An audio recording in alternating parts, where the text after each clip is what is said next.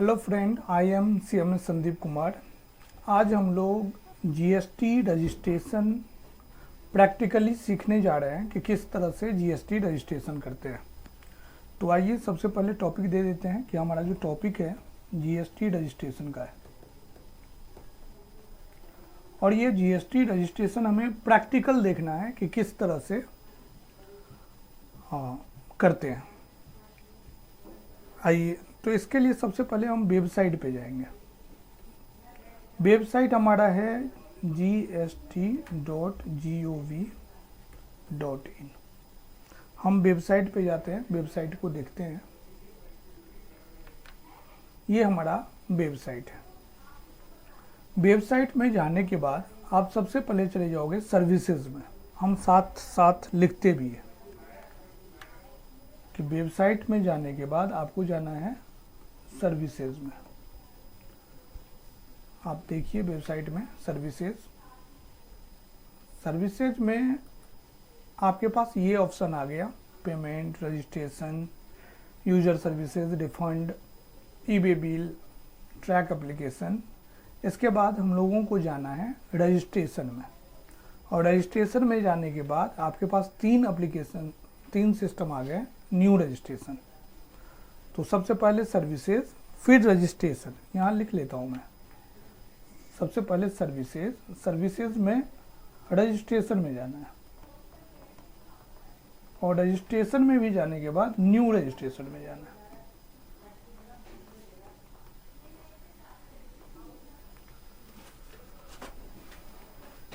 तो हम लोग यहाँ सबसे पहले जाएंगे सर्विसेज पे, फिर जाएंगे रजिस्ट्रेशन पे, फिर जाएंगे न्यू रजिस्ट्रेशन पे। न्यू रजिस्ट्रेशन पे आप यहाँ सबसे पहले टैक्स पेयर सेलेक्ट करोगे। टैक्स पेयर सेलेक्ट करने के बाद स्टेट हम दिल्ली सेलेक्ट कर लेते हैं। दिल्ली में डिस्ट्रिक्ट, कोई भी डिस्ट्रिक्ट जो भी आपका होगा पैन के अकॉर्डिंग उनको देखेंगे। लीगल नेम कह रहा है, लीगल नेम वही होगा जो पैन नंबर पे दिया हुआ है। मान के चलो हमने लीगल नेम में ले लिया BRKPM 1972M, और बोल रहा है नेम। अच्छा, ऊपर में नेम बोल रहा है, नीचे पैन नंबर है, तो हम नीचे पैन नंबर डालते हैं, और ऊपर में नेम हमने किसी का भी नाम एक ले लिया जो पैन नंबर में था, और उनको लेकर ईमेल आईडी, इनको हम बता रहे हैं अदिति को, तो अदिति का हम ईमेल आईडी ले लेते हैं। ADITIAH92@gmail.com। ये ले लिया। एक मोबाइल नंबर हम अपना ले लेते हैं 9868600010।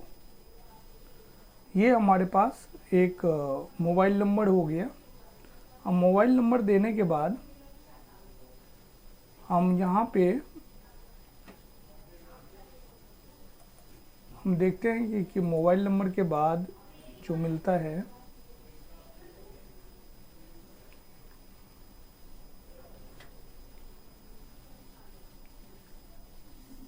कि यहाँ क्या लिखा हुआ है, आप देख लो कैप्स में 403008। इसके बाद हम प्रोसीड कर रहे हैं। हमें ये बोल रहा है कि ऑलरेडी इस पैन नंबर पे एक जीएसटी नंबर अलॉट था, डेट ऑफ ARN 21 जनवरी 2020 को, और ये कैंसिल हो चुका है, अप्रूव्ड हो चुका है। तो क्या पूछ रहा है कि क्या आप दोबारा जीएसटी नंबर लेना चाहते हैं। हम आगे प्रोसीड कर देते हैं। करता क्या है ये एक बार दोनों ही पे, चाहे मोबाइल हो चाहे फिर ईमेल आईडी हो, दोनों पे OTP भेजता है, और ये OTP अलग अलग होता है कि मोबाइल पे एक OTP अलग आया होगा, ईमेल आईडी पे एक OTP अलग गया होगा। तो इनको हम वेरीफाई करवाते हैं कि देखते हैं कि मोबाइल पे क्या आया। मोबाइल पे OTP आया है 087404। ये मोबाइल OTP है। ऐसे ही इनके अदिति के ईमेल आईडी पे गया होगा 038807। तो हम लोग दोनों ही OTP को देख के प्रोसीड करते हैं और बहुत ही इजी स्टेप था। इन्होंने लिख दिया कि you have successfully submitted part A of the registration process, your temporary reference number is this. और ये टेम्परेरी रेफरेंस नंबर जो है वो मोबाइल नंबर और ईमेल आईडी दोनों पे गया होगा। और नीचे कह रहा है कि आप इस रेफरेंस नंबर से विद इन 15 डेज, जो कि 3 अगस्त को आता है, 3 अगस्त तक आप इसको कंप्लीट कर लो, मतलब GST का रजिस्ट्रेशन कर लो। नहीं करोगे तो फिर ये TRN एक्सपायर्ड हो जाएगा, आपको दोबारा ये काम करना पड़ेगा। तो पार्ट 1 में हम लोगों ने क्या देखा, हमें किस चीज़ की ज़रूरत है पार्ट 1 में, तो उनके बारे में हम बात करते हैं। जो हमारा पार्ट 1 था GST रजिस्ट्रेशन के लिए, एक इंडिविजुअल के लिए, इसमें क्या क्या चाहिए आपको। एक चाहिए पैन नंबर, पैन नंबर के अकॉर्डिंग नेम होना चाहिए, और एक चाहिए आपको ईमेल आईडी, क्योंकि OTP जाता है वेरिफिकेशन के लिए, और एक आपको चाहिए मोबाइल नंबर। ये इंफॉर्मेशन आपको चाहिए। इंफॉर्मेशन और भी था, स्टेट डिस्ट्रिक्ट सेलेक्ट करना था, किस स्टेट के लिए आप करना चाह रहे हैं वो यहीं सेलेक्ट करना है। लेकिन बेसिकली यदि हमें देखा जाए कि एक इंडिविजुअल को GST नंबर अप्लाई करने के लिए आपसे बोला जाए कल के डेट में क्या क्या चाहिए, तो आप 3 चीज़ तो पहले लिख दोगे कि अपना पैन नंबर भेज दो, ईमेल आईडी भेजो, मोबाइल नंबर भेजो। उसके बाद हम लोग क्या करेंगे, वेबसाइट पे जाएंगे, यहाँ से भी प्रोसीड कर सकते हैं, लेकिन 15 दिन का टाइम दिया हुआ है। तो यदि 15 दिन का टाइम दिया है तो कोई दिक्कत नहीं, यहाँ से प्रोसीड करेंगे तो आपका सेकेंड पार्ट आ जाएगा। तो हम उनको देख लेंगे कि किस तरह से हमारा सेकेंड पार्ट आ रहा है।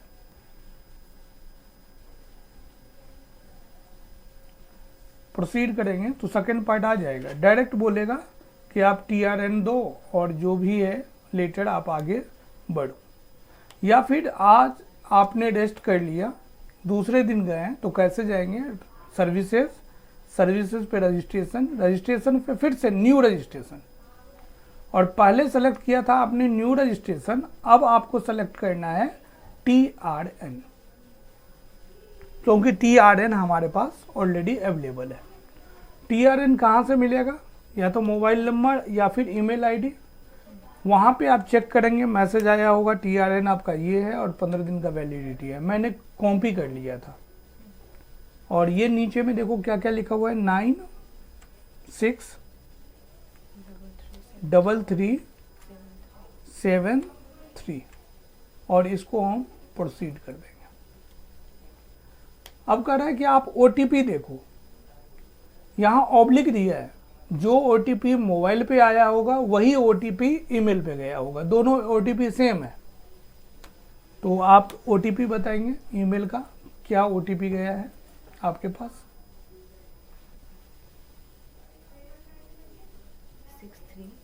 636232 ये OTP गया। OTP जाने के बाद हम लोग यहाँ पे आ गए कि आपका क्रिएशन डेट ये था। फॉर्म जो है GST रजिस्ट्रेशन 01 है, एप्लीकेशन फॉर न्यू रजिस्ट्रेशन है। ये TRN एक्सपायर्ड हो जाएगा 3 अगस्त को। स्टेटस जो है ड्राफ्ट है। एक्शन पे ये ब्लू कलर का जो टिक है एडिट का, यहाँ हम क्लिक करेंगे।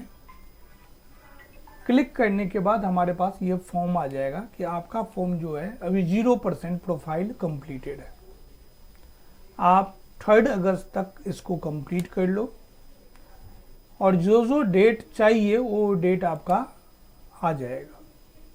और देखो डेट ऑफ क्रिएशन पैन आपने कब बनाया वो भी डेट, ये तो डेट कहीं लिखा नहीं है, पैन नंबर पे भी नहीं लिखा है कि आपका पैन नंबर किस डेट को अलॉट हुआ।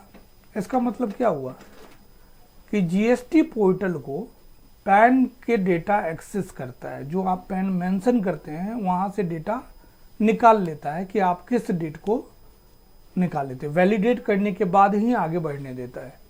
तो कोई आप उल्टा सीधा पैन लिख देंगे तो वो डायरेक्ट बोल देगा कि ये पैन सिस्टम से मैच नहीं कर रहा है, तो इनको कंसीडर करते हैं। अब ये तो नाम हो गया इनका, ये कोई नाम से बिजनेस सोच रहे होंगे कि हमें इस नाम से बिजनेस करना है। मान लो इन्होंने सोचा एक नाम दे दिया कि हमें जो है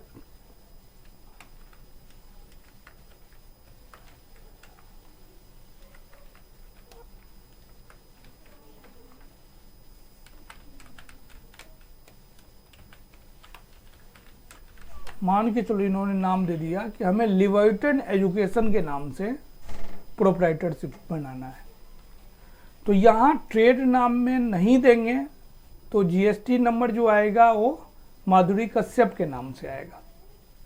ट्रेड नाम लिख देंगे तो इसी नाम के बेस पे आपका बैंक अकाउंट खुलेगा।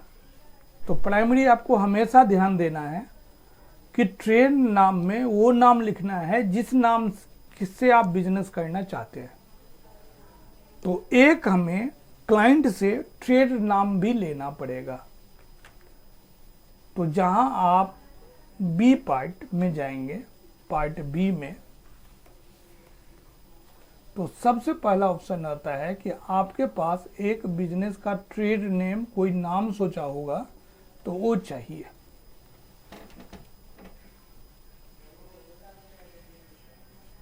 तो हम क्लाइंट से बोल देंगे ठीक है इंडिविजुअल है तो कोई दिक्कत नहीं, लेकिन किस नाम से बिजनेस रन करोगे।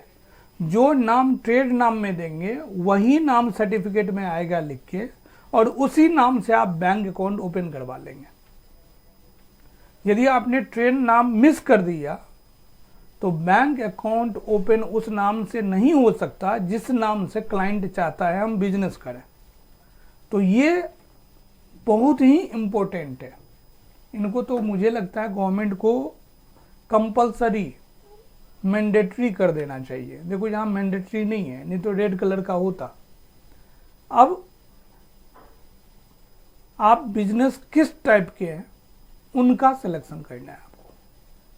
तो ये इंडिविजुअल है तो हम क्या करेंगे, प्रोप्राइटरशिप का ऑप्शन होगा। प्रोप्राइटरशिप, इंडिविजुअल को प्रोप्राइटरशिप कहते हैं, उनको सेलेक्ट कर लेंगे। अब इनको सेलेक्ट करने से फॉर्म जो है आगे का वो प्रोप्राइटर के अकॉर्डिंग होगा। यदि हम यहाँ पे पार्टनरशिप सेलेक्ट करते तो जो आगे का फॉर्म था इनका वो पार्टनरशिप के अकॉर्डिंग होगा। यदि यहाँ पे आप कंपनी सेलेक्ट करेंगे तो फॉर्म जो है वो किसके अकॉर्डिंग होगा, कंपनी के अकॉर्डिंग होगा। ट्रस्ट सेलेक्ट करेंगे तो फॉर्म जो है आगे फिल करना होगा ट्रस्ट के अकॉर्डिंग सेलेक्ट होगा। तो ये मैंडेटरी है आपका सिलेक्शन। तो हमने पैन नंबर डाला है प्रोप्राइटर का तो हम प्रोप्राइटरशिप ही सेलेक्ट करेंगे। यदि गलती से यहाँ आपने पार्टनरशिप सेलेक्ट कर लिया और आगे फॉर्म फिल किया तो आपको आगे बढ़ने ही नहीं देगा। अब देखो यहाँ एडिशनल ट्रेड नेम, ये पहले नहीं होता था।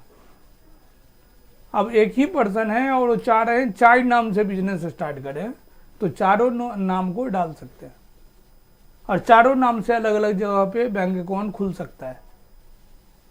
मान लो मैं पर्सन हूँ, मेरा मन कर रहा है शूज भी सेल करें और क्लोथ भी सेल करें, तो शूज के लिए हम लिबर्टन शूज लगा देंगे, क्लोथ के लिए हम लिबर्टन क्लोथ लगा देंगे, कोचिंग भी चलाना है तो लिबर्टन एजुकेशन लगा देंगे। जो मर्जी है आप एडिशनल भी ऐड कर सकते हो। जब एक में डाल देते हैं, ये लो हम यहाँ डाल रहे हैं, ये आपके ऊपर डिपेंड करता है कितना बिजनेस करना। लिबर्टन, हम यहाँ डाल रहे हैं क्लोथ्स।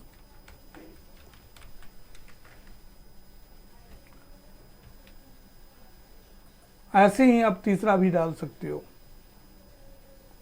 ये बढ़ते चले जाएगा। नहीं लेना है तो आप डिलीट करके हटा सकते हो। एक ही नाम के साथ हम प्रोप्राइटरशिप में जाना चाह रहे हैं। ये देखो ईस्ट दिल्ली आपने खुद सेलेक्ट किया था। फिर कह रहा है registration, are you applying for registration as a casual taxation person. Casual taxable person क्या होता है? जो कभी कभी बिजनेस करने आता है, प्रगति मैदान में चले गए, कैंप लगा, वहां करके आ गए, तो नहीं। यस करना है तो आप ऐसे करेंगे, नो करना है तो आप नहीं करेंगे। यस करेंगे तो आपको इन्फॉर्मेशन देना पड़ेगा, क्योंकि कैजुअल टैक्सेबल पर्सन जब हम आपको थ्योरी में बताएंगे होता क्या है, तो वहाँ देखेंगे एक एस्टिमेट किया जाता है टर्नओवर को, और उन पे कितना टैक्स बनता है उसको पहले जमा करना होता है चालान के थ्रू, फिर रजिस्ट्रेशन मिलता है। तो एडवांस टैक्स की तरह काम करता है। इसलिए हमारा ये कैजुअल टैक्सेबल पर्सन नहीं है। जिनको करना होगा वो यहाँ से कर सकता है। फिर कह रहा है ऑप्शन फॉर कंपोजिशन, एक कंपोजिशन स्कीम है, अलग से बताऊंगा क्या होता है कंपोजिशन। और आपको यस करना है तो कंपोजिशन लेंगे, नो करना है तो जैसे है वैसे ही रहने देंगे, रेगुलर में आ जाएगा। अब पूछ रहा है आपसे कि आप रजिस्ट्रेशन किस रीजन के कारण करना चाहते हो। तो बहुत सारा रीजन है। हमारा रीजन है हम वॉलंटरी करना चाहते हैं, हमारा टर्नओवर नहीं हुआ है तो हम वॉलंटरी बेसिस पे सेलेक्ट कर लेंगे। कोई और भी ऑप्शन होगा, क्रॉसिंग थ्रेशोल्ड लिमिट, जो भी 40 लाख का 20 लाख का लिमिट होता है उसको क्रॉस कर दिए तो हम पहले ऑप्शन को सेलेक्ट करेंगे। आपके पास उतना लिमिट नहीं है, आप स्टार्टिंग से जीएसटी नंबर लेना चाहते हो तो हम वॉलंटरी बेसिस पे ले लेंगे। अब ये कह रहा है कोई आपको एक डेट बताना पड़ेगा, किस डेट को आपने बिजनेस को स्टार्ट किया। हम मान के चलते हैं 1 तारीख को ले लेते हैं, 01, अच्छा टाइम है 01/2022। आप जिस भी डेट को बिजनेस स्टार्ट किए होंगे उस डेट का नाम लिख देना, कोई दिक्कत नहीं है। इंडिकेट नीचे वाला, और डॉक्यूमेंट फॉर ट्रेड नेम, पहले नहीं आता था यहाँ पे ये line document for trade name, लेकिन कंपलसरी नहीं है। फिर भी आपके पास कोई डॉक्यूमेंट है तो आप लगा सकते हो। और ये चेंजेज है, पहले इस तरह का नहीं मांगता था। आप नहीं भी दोगे तो सेव एंड कंटिन्यू करने से आप आगे बढ़ जाओगे। बिजनेस डिटेल आपका पूरा हो चुका है, और जो प्रोफाइल 0% था वो 11% तक कंप्लीट हो चुका है। ठीक है, नेक्स्ट स्टेप पे जा रहे हैं। अब प्रमोटर का डिटेल, प्रमोटर कौन है? तो इंडिविजुअल था, तो नाम ऑलरेडी आ रहा है इनका। क्या नाम नहीं आ रहा है? फादर नाम। तो आप पैन नंबर मत मांगना, पैन कार्ड मांगना। पैन कार्ड पे फादर नेम लिखा होता है। यदि गलती से आपने पैन नंबर मांगा तो फादर नेम आपको दोबारा मांगना पड़ेगा। तो हमें हमेशा पैन कार्ड का फोटो कॉपी चाहिए, या व्हाट्सएप कर दो। यहाँ पे मान लो मैं फादर का नेम लिख देता हूँ, first name, last name. Date of birth अलग से मांगने की जरूरत नहीं है, पैन कार्ड पे लिखा होगा, तो इसलिए हमेशा पैन कार्ड मांगेंगे। कोई मोबाइल नंबर हमने पहले वाला भी दे सकते हैं और चेंज भी कर सकते हैं। ईमेल आईडी इन्होंने एक बताया था, लेकिन मैं यहाँ पे दूसरा ईमेल आईडी डालता हूँ, इससे कोई मतलब नहीं है। ओटीपी हमेशा पहले को वेरीफाई किया है, पहले वाले पे ही आएगा। हमने यहाँ डाल दिया एक ईमेल आईडी cmaclubindia@yahoo.com। फिर मेल फीमेल, और फिर आप क्या हैं जी इस कंपनी में, डेजिग्नेशन, डायरेक्टर, ओनर, जो मर्जी हो लिख देना। प्रोप्राइटरशिप है, इंडिविजुअल है, हर चीज़ आप बोल सकते हो आप अपने आप को कि मैं ये हूँ जी, ऑनर लिख दिया। फिर परमानेंट अकाउंट नंबर वही लिखा हुआ है, आधार नंबर भी पूछ रहा है, तो चलो जब ज़रूरत पड़ेगा दे देंगे। उसके बाद बोल रहा है कंट्री बता दो, इंडिया, ठीक है। पिन कोड बता दो, जो भी पिन कोड होगा हम वो दे देंगे। उसके बाद और क्या मांग रहा है आपसे, ये हो गया। बिल्डिंग नंबर, कोई भी एड्रेस,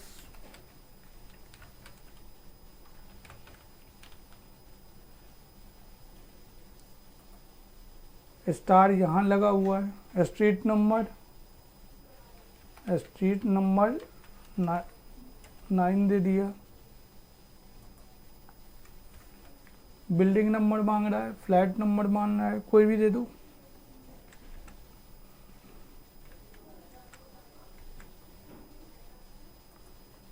लैंडमार्क भी मांग रहा है, जरूरी नहीं है, कंपलसरी नहीं है, आगे बढ़ सकते हो। यहाँ देखो क्या करा, upload photograph, only JPG format allowed, maximum 100 KB, या फिर कैमरा से आप फोटोग्राफ ले सकते हो। 2 ऑप्शन है। हम कोई भी फाइल को चूज कर लेंगे कि हम एक कोई भी फोटोग्राफ तब तक लगा देते हैं। वो 100 KB से नहीं होता तो यहाँ दिखा देता कि बड़ा है, आप छोटा करके देते, ये अपलोड हो चुका है। तो कंटेंट में एक और लिख लो। और क्या चाहिए आपको, हमें चाहिए जिस पर्सन का जीएसटी रजिस्ट्रेशन कर रहे हैं उसका फोटो भी चाहिए। नेक्स्ट कह रहा है, लास्ट लाइन देखो, अदर इंफॉर्मेशन में जो पर्सन है वो आल्सो ऑथराइज सिग्नेटरी है। ऊपर देखो आप, यहां देखो नेक्स्ट लाइन है ऑथराइज। तो प्रमोटर और ऑथराइज सिग्नेटरी अलग हो सकता है। यदि नो कर दोगे तो ऑथराइज सिग्नेटरी का डिटेल भरना पड़ेगा। यदि यस कर देंगे तो ऑथराइज सिग्नेटरी की डिटेल नहीं है, वही पर्सन ऑथराइज सिग्नेटरी हो जाएगा। सेव एंड कंटिन्यू कर देंगे और आप देख लो कितना परसेंट हो गया, 77% कंप्लीट है आपका। अब यहाँ थर्ड आता है ऑथराइज सिग्नेटरी में। तो ऑथराइज सिग्नेटरी में आप ऊपर में ही सेलेक्ट कर लो तो ऑटो फिल हो जाएगा कि जो हमारा प्रोप्राइटर वही चीज हो गया। तो आपको कुछ लिखने की जरूरत नहीं है, सब कुछ ऑलरेडी फिल है। और नीचे आके आपको कुछ नहीं करना है। यहाँ देखो क्या मांग रहा है, डॉक्यूमेंट अपलोड। ऑथराइज सिग्नेटरी का कब होता, जब अलग से देते तब।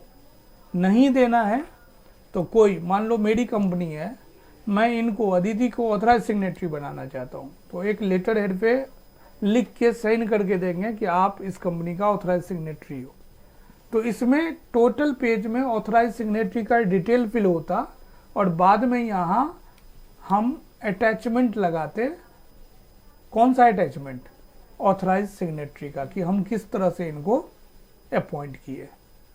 तो यदि आप किसी को, किसी कंपनी में ऑथराइज सिग्नेटरी किसी और को बनाना चाहते हो तो आप लेटर हेड में एक बना के पहले तैयार करके लिख लेना यदि जरूरत है तो यहाँ मैं लिख भी लेता हूँ कि यदि कोई पर्सन है और वो चाह रहे हैं कि हमारा एक ऑथराइज सिग्नेटरी होना चाहिए, तो हम इस हिसाब से यहाँ पे कर सकते हैं।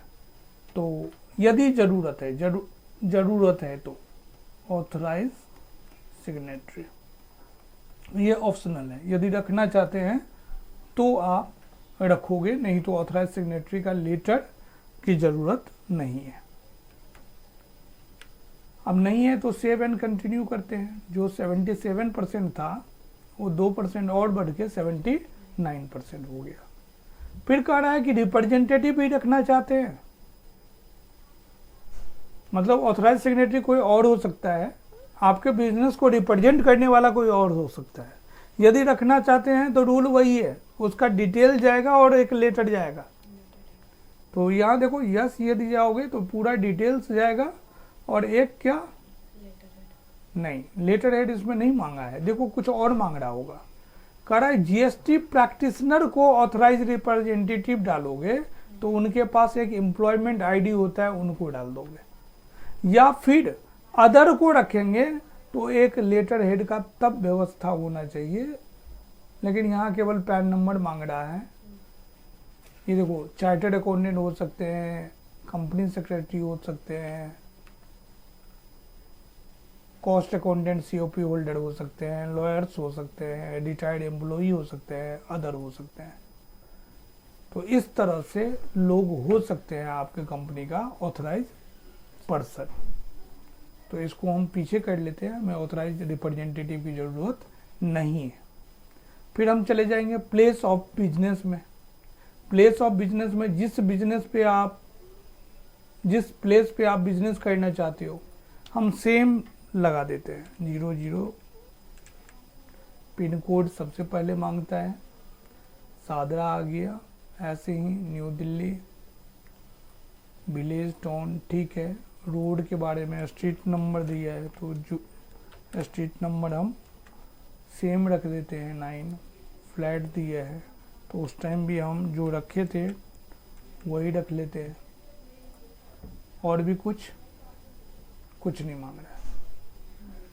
अब बोल रहा है कि ये कौन से वार्ड्स में आते हैं। ये जीएसटी का जब आप गलती करते हैं तो नोटिफिकेशन वगैरह सब जाता है, तो आप यहाँ से वार्ड सेलेक्ट कर लेंगे कि विश्वासनगर किस वार्ड में पड़ता है, और कमिश्नरेट ईस्ट दिल्ली का है, ऑटोमेटिक आ जाएगा। डिवीज़न सादरा डिवीज़न में जब आपने डिस्ट्रिक्ट और पिन कोड सेलेक्ट किया था, उस पिन कोड के बेस पे ये ऑटोमेटिक दे रहा है।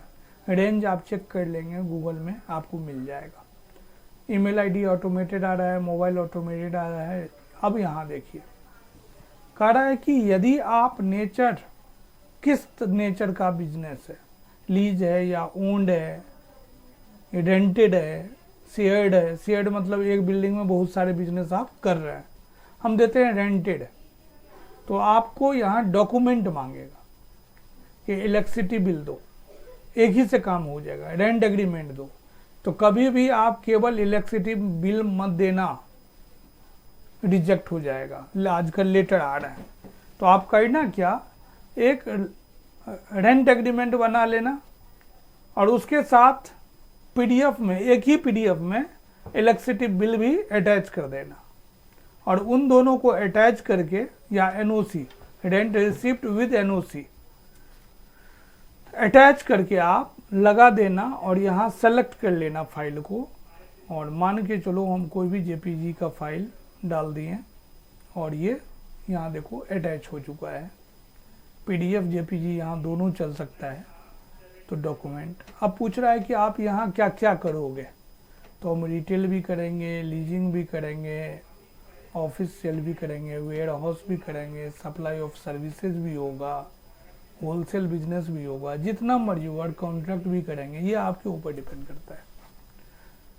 कह रहा है कि दिल्ली के अंदर कहीं एडिशनल प्लेस ऑफ बिजनेस को भी रजिस्टर करना चाहते हैं तो ठीक है, नहीं तो एक ही रजिस्ट्रेशन से स्टार्ट कर लेंगे, सेव एंड कंटिन्यू कर लेंगे। कह रहा है लोकेलिटी सब लोकेलिटी इज ब्लैंक, कंटिन्यू, हाँ कंटिन्यू करना चाह रहा है। आपका 96% चला गया, ठीक है। इसमें लास्ट वाले में आपको क्या चाहिए था प्लेस ऑफ बिजनेस के लिए डॉक्यूमेंट? हमें चाहिए था electricity bill plus rent agreement. इसमें ऑप्शन एक ही दिया हुआ है। पहले क्या होता था, जब जीएसटी स्टार्ट हुआ था, सिर्फ इलेक्ट्रिसिटी बिल पे कर देते थे या रेंट एग्रीमेंट पे कर देते थे। अब ऑब्जेक्शन लगा देते हैं, दोनों देख देना। ओन्ड होगा तो एक एनओसी करवा के देना कि हम ये बिजनेस करना चाह रहे हैं। तो ये सारे डिटेल्स हैं जो हमें ज़रूरत पड़ता है। अब आ जाओ वेबसाइट पे, 96% कंप्लीट हो गया। एडिशनल प्लेस ऑफ बिजनेस में हमने कुछ नहीं दिया, तो हम गुड्स एंड सर्विसेज में चले जाएंगे। पहले गुड्स के बारे में बात करेंगे, कौन कौन सा गुड्स होगा जी। तो आपने बोला क्लोथ का, सर्च कर लो क्लोथ में क्या क्या है। ये सारे क्लोथ्स हैं, मान लो ये क्लोथ्स हम ले लिया इस क्लोथ को। ऐसे ही आपको और क्या है, एजुकेशन, कोचिंग सेंटर भी चलाना चाहते हैं तो सर्विसेज में आएगा, गुड्स में नहीं आएगा।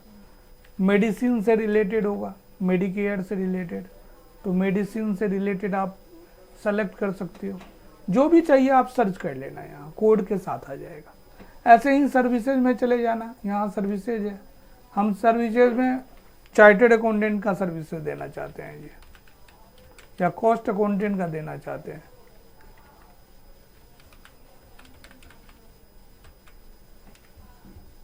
तो हम प्रोफेशनल सर्विसेज बोल सकते हैं, या other professional technical business services, ये बहुत सारे सर्विसेज आ जाएगा। लॉयर्स का होगा तो अलग आ जाएगा। हम कोचिंग चलाना चाहते हैं तो कोचिंग भी आ जाएगा, commercial training and coaching services. तो ऐसा करके आप जो भी गुड्स है गुड्स का, और जो भी सर्विसेज है सर्विसेज का नाम डालकर हम आगे बढ़ सकते हैं। Save and continue. अब देखिए, ये इंफॉर्मेशन देने की ज़रूरत नहीं है, आप सेव एंड कंटिन्यू बढ़ सकते हैं। अब कह रहा है कि इनका हमें आधार नंबर, आधार ऑथेंटिकेशन, तो इनका OTP के लिए हम सेव एंड डिटेल्स आ गया कि आधार को हम क्या करेंगे, ऑथेंटिकेट करेंगे। और जब आधार ऑथराइज हो जाएगा फिर प्रोसेस होगा। आप इसको डाल के प्लेस आप दिल्ली डाल दो। ये तो सबमिट अभी हो जाएगा। ये सबमिट DSC से भी हो सकता है और इलेक्ट्रॉनिक वेरिफिकेशन कोड से भी हो सकता है। जब हम आपको क्लिक करेंगे तो आपके हमारे मोबाइल ID पे एक OTP आया होगा।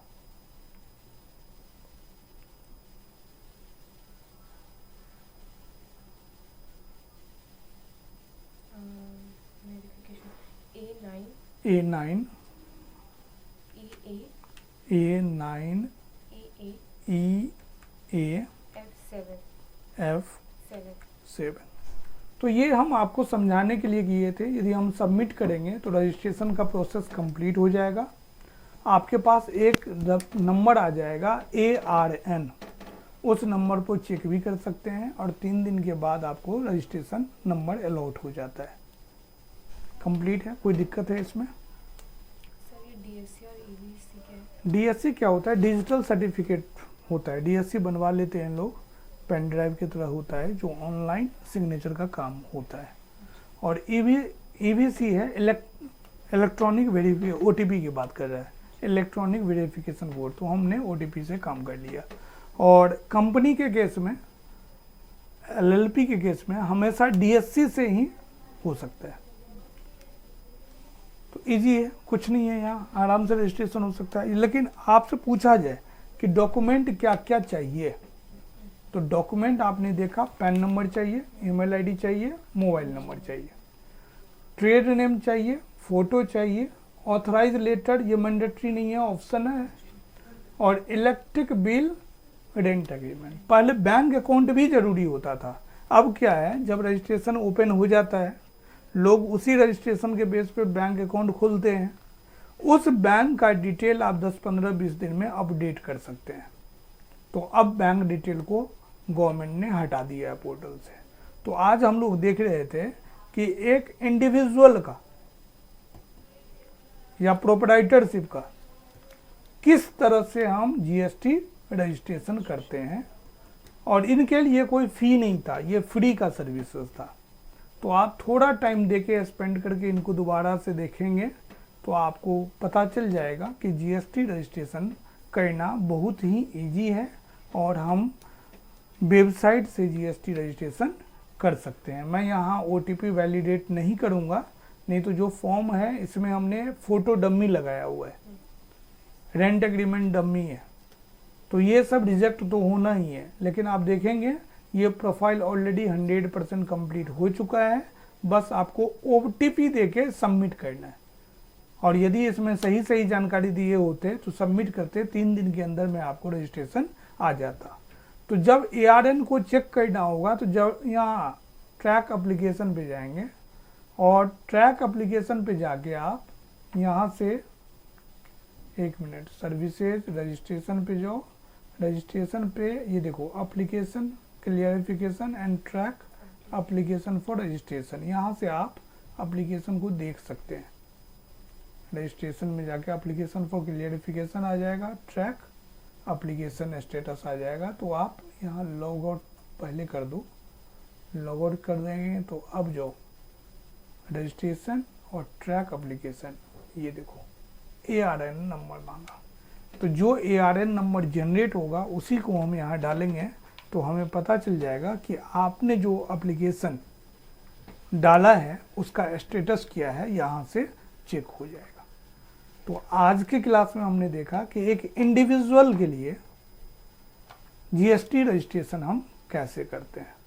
ऐसे ही हम लोग अलग अलग वीडियोज में देखेंगे यदि पार्टनरशिप होता है तो उसको क्या क्या डॉक्यूमेंट ज़रूरत है और कैसे होगा, यदि किसी कंपनी का GST रजिस्ट्रेशन करना है तो कैसे उसको किया जाएगा, कि यदि किसी सोसाइटी का GST रजिस्ट्रेशन करना है तो कैसे उनको हम, यदि हमें टैक्स पेयर बनना है मतलब GST प्रैक्टिशनर बनना है तो कैसे GST रजिस्ट्रेशन होगा। तो रजिस्ट्रेशन में भी केवल एक GST रजिस्ट्रेशन नहीं है, कम से कम 10 से 15 फॉर्म हैं जिनको हम अलग अलग लेवल पे देखने को मिलेगा, और सबके लिए केवल एक वेबसाइट है, कौन सा, gst.gov.in।